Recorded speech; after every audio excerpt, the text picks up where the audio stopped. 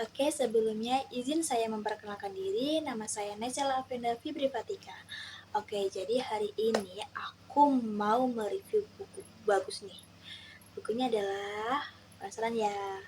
Tada! Ini dia bukunya. Jadi ini adalah buku kerangka pendekatan konseling spiritualitas pada konteks budaya di Indonesia. Ini yaitu buku karya Yuni Novitasari. Oke, kalian sebelum skip video ini, kalian dengerin dulu ya. Karena jujur ya, waktu aku pertama megang buku ini tuh aku pikir tuh bukunya cuma buku meditasi atau buku self help gitu. Karena covernya itu estetik banget guys. Jadi covernya itu ada perpaduan warna ungu, pink, kuning gitu. Tapi ketika aku membuka buku ini tuh, oh ternyata ini buku serius banget ya. Ini buku tentang membahas lebih dalam lagi tentang meditasi kayak gitu, spiritualitas kayak gitu. Terus aku langsung baca nih, aku langsung duduk dan baca buku ini.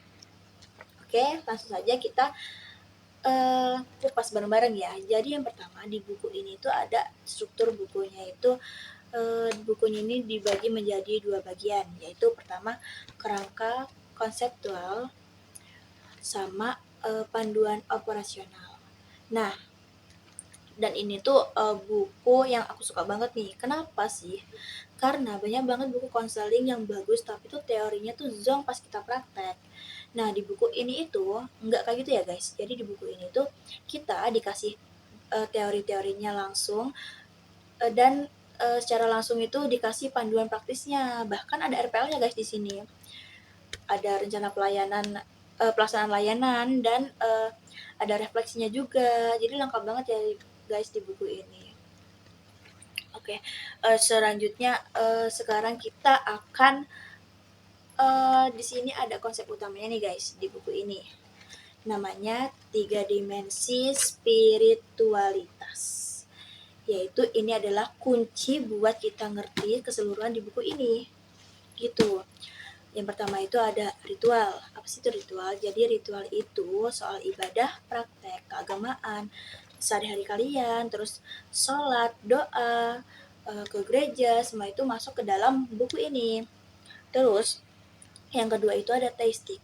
Teistik ini lebih dalam lagi karena ini adalah terhubung ke soal hubungan personal kalian sama Tuhan, bukan cuma ritualnya aja, tapi beneran ngerasa kita tuh deket atau enggaknya tuh sama Tuhan gitu. Yang ketiga itu ini bagian favorit aku sih, yaitu eksistensial. Ini tuh soal gimana kalian memaknai hidup kalian sendiri itu. Pernah nggak sih kalian tuh kayak tiba-tiba tuh ngerasa aku tuh sebenarnya hidup itu buat apa sih? Nah, pertanyaan itu pasti sering kan kalian terbayang-bayang di pikiran kalian itu masuk ke dalam dimensi eksistensial juga guys. Dan ternyata itu penting banget dalam proses konseling. Terus sekarang ke bagian yang paling lebih bikin aku excited lagi itu ada di tabel di buku ini. Di buku ini. Jadi di tabel buku ini itu ada tabel ini gimana soal konselor itu harus merespon si kliennya.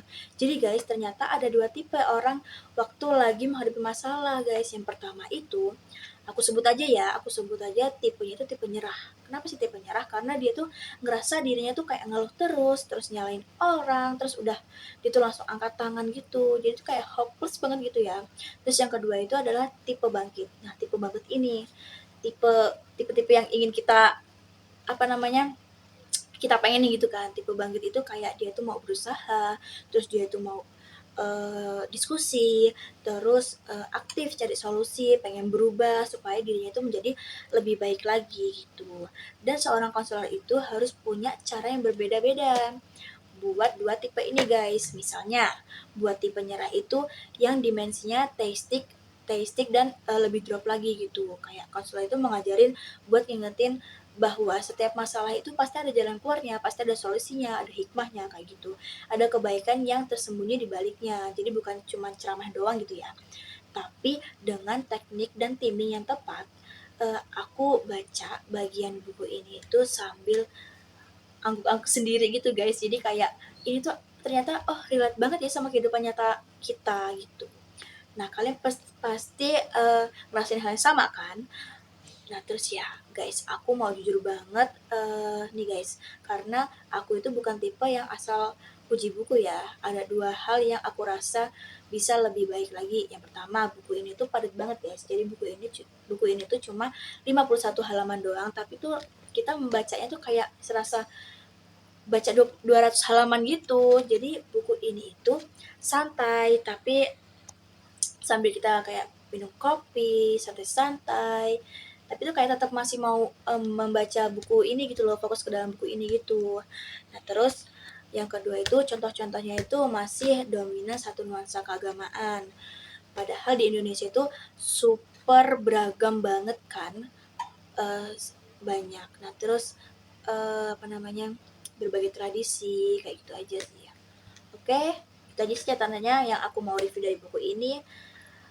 Overall aku ngasih rating buku ini adalah 4,5/5, dan ini tuh wajib banget kalian membaca buku ini atau kalian punya buku ini.